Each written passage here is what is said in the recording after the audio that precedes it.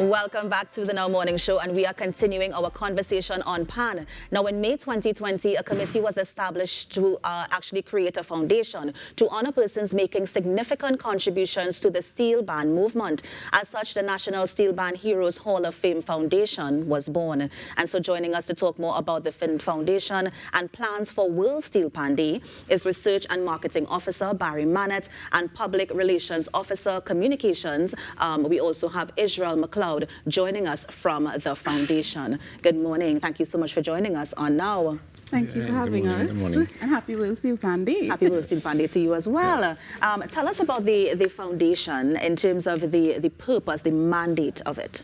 And anyone can field this question. Do I come to you first, Public Relations Officer? Yeah. Well, sure. Well, let me begin by saying we are a registered NGO under the purview of the Ministry of Tourism, Arts and the Culture. Right. And we are chaired by Mr. Reginald Vidal, who, of course, is a familiar name because he also works with the Dr. Eric Williams Memorial Foundation. Yes. So there's that level of patriotism, that sense of patriotism. And as you just mentioned, our mandate is really to identify the pioneers, our heroes in the Steelband fraternity, local and regionally, even internationally, and bring the education, clear up any misinformation, and of course establish their presence as a historical fact so that we can lend that information to our sustainable development in the fraternity. Yeah. Why did we see that as being a significant factor? Let's go a bit in terms of the significance of the organization, because we have other organizations in TNT who also try to preserve the legacy. And so what makes this foundation stand out?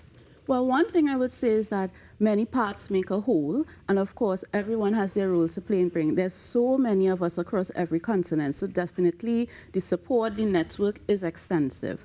And by way of preserving our history, you can't move forward without appreciating what went before, and even in the context as simple as scientific innovation. You know, as PAN players, as musicians, we don't often think of ourselves as technicians and scientists, but really, that is who we are. That is how it started, with those scientific ideas, you know, and building on that, as I said, you have to understand where we were before in terms of amplifying what we have now in the entertainment sector, for example, by way of audio, by way of the materials that we use, even in being environmentally friendly. Yeah. So if we're talking sustainability, we have to appreciate what happened before, analyze research, because we don't do a lot of that about talking about research and development in the fraternity, and then move forward sustainably. That is what I think our mandate lends itself to in terms of importance. Nice. Mr. Mannett, I'm coming to you. Powerful name, by the way, but we'll get to that a bit later, because I know that the foundation, they have a very important award ceremony. I believe you're gearing up to host the second one. So tell us about the awards. So our second award ceremony would be on Independence Day at the Central Bank Auditorium, and we are inducting people into the Hall of Fame, the Steelband Hall of Fame. And we're looking at people who made contributions to Steelband over the years, from, you know, inception. A lot of the pioneers, you know, people who have worked and toiled and done so much for the Steelband, and, you know, as the ladies were saying before, you know, bands work so hard to achieve something, you know, and there are always people who work behind the scenes and just push and work really hard, so we really trying to acknowledge them for their contributions. Yeah. Can you give us a few names of some of the bands we may see inducted this year? Well, so just a couple names.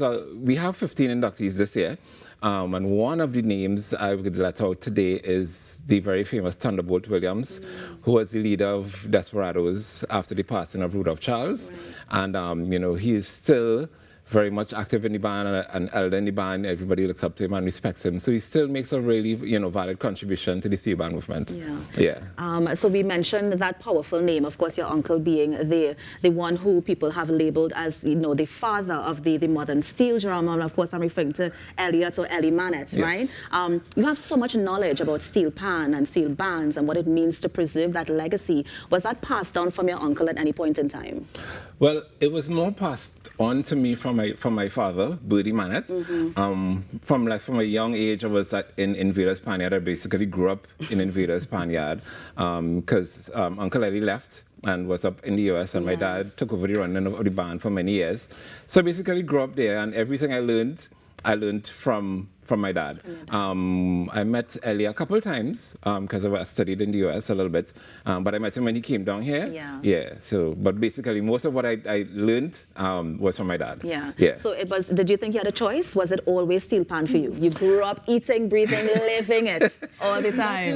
Yeah, that was basically how it went. Yeah. In the pan all the time, from so small. Yeah. You know, I'm happy that you made that point because you know we don't often think of the panyard in our as a community, and we are a microcosm of wider society. So definitely, we eat, we breathe, we sleep, everything pan. Yeah. And I like that you have somebody who has that sort of historical background to bring it into the panyard as well, because I want us to touch more in terms of enhancing. So we spoke about the legacy, we spoke about the preservation, but as we look to steel pan now, what is the foundation doing in order to bring a sort of modern sort of sense to the steel pan?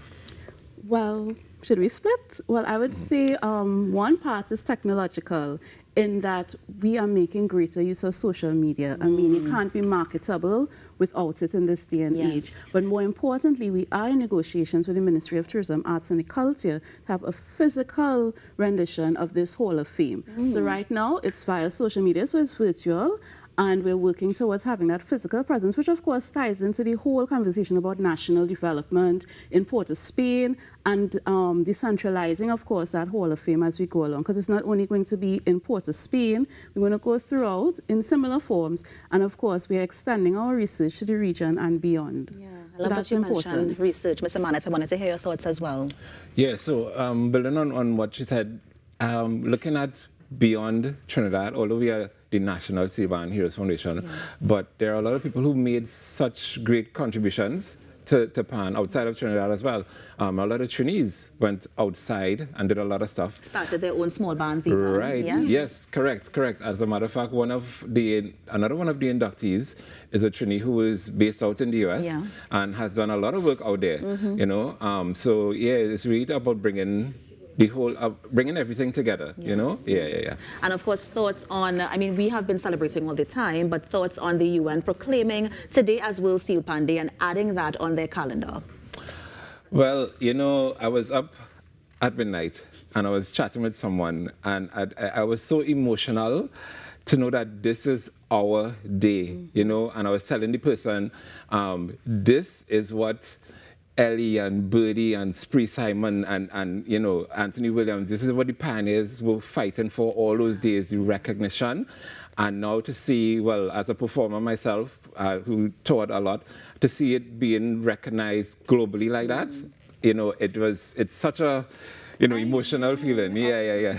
I couldn't sleep either. And I mean, this morning here at studio has been a whole family reunion for us.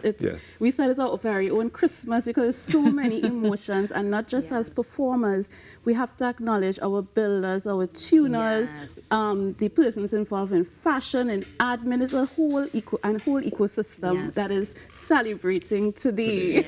And I like that you mentioned that because I think we forget that there are other people in the background, not just the panelists who you see in the front line, but so many people working together to bring it together. But let me thank you so much for joining us, Mr. Manet, of course, Ms. McLeod. It was a pleasure having you this morning, and I know that you're going to be joining the celebration in whatever way, shape, or form. But of course, we look forward to seeing great things coming out, even from the award ceremony, and how we're going to take PAN in the future. So thank you so much for joining us this morning. Same here. Thank you. Happy World Steel Pan Day to you again.